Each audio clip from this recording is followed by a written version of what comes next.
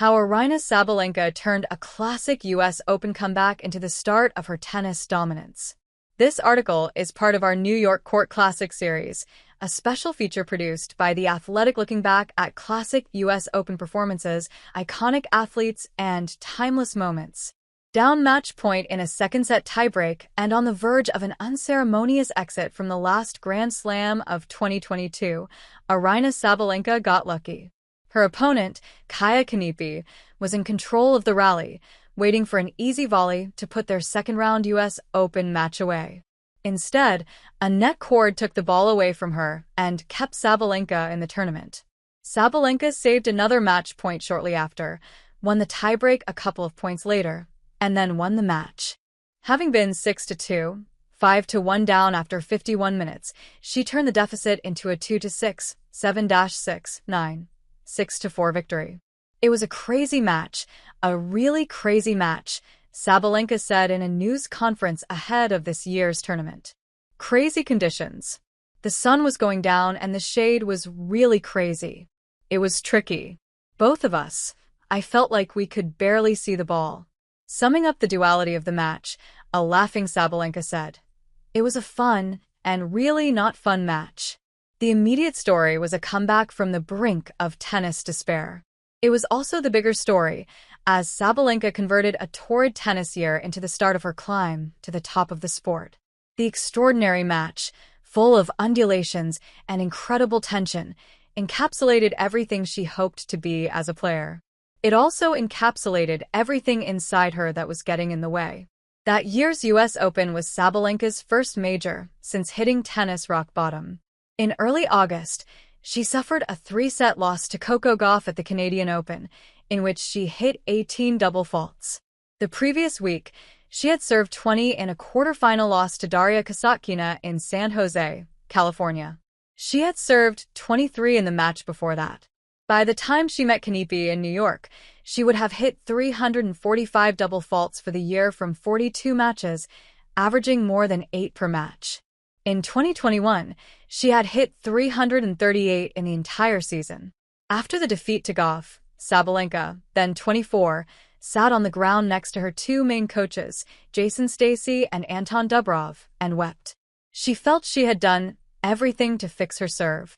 Her morale had sunk so low that she came close to retiring, she said in an interview with Harper's Bazaar Australia earlier this year. "A time that comes to mind where I had to show my resilience and where I was really close to saying, okay, I'm done, was 2 or 3 years ago when I was double faulting nonstop and everything seemed to be going wrong," she said. Stacey, however, felt Sabalenka had not done everything. She had not taken the nuclear option, remodeling it from the ground up.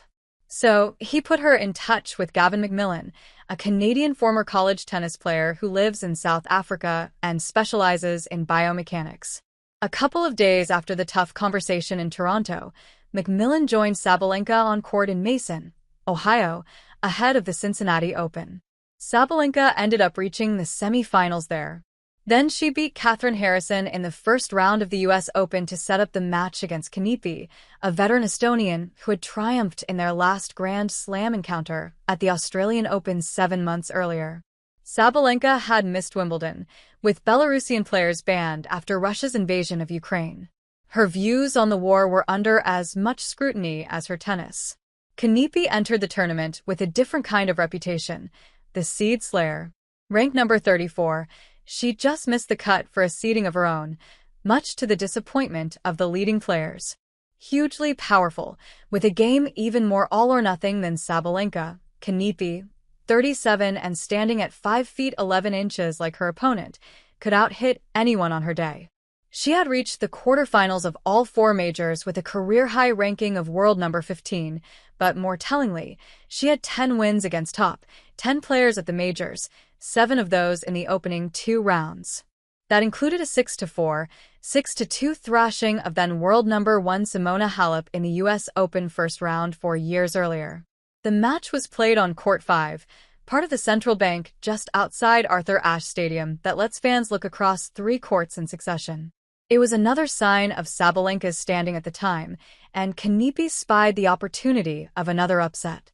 Kanepi broke Sabalenka's vulnerable serve in the first game of the match and secured a double break with a backhand return winner on her way to the opening set. She then raced to a 5-1 lead in the second, and 9 minutes shy of the hour mark, Sabalenka was on the verge of another chastening defeat and the end of her Grand Slam season. Instead, Kanepi's game quickly went from all to nothing, and Sabalenka got a foothold. She won 5 straight games to get to a tiebreak, but Kanepi steadied herself and went up 5-2 before the first fateful match point and the net cord that changed everything. She missed another match point, sending a return long, and Sabalenka stayed alive when Kanepi netted a forehand that sent court 5 roaring into a third set on a sweltering afternoon in New York City. Sabalenka broke at 2-2 in the third set, but her Achilles heel returned at the worst possible time.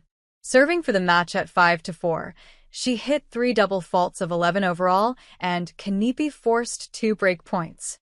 But Sabalenka fended her off, and just as the sun started to set around 7 p.m., she sank to her knees, partly in disbelief and partly out of exhaustion, as Kanepi sent a shot long to end the contest. It was really a fight with everything. Against the player, against the conditions, against everything, Sabalenka said. Plus, I was working on the serve, so it was already a lot of things.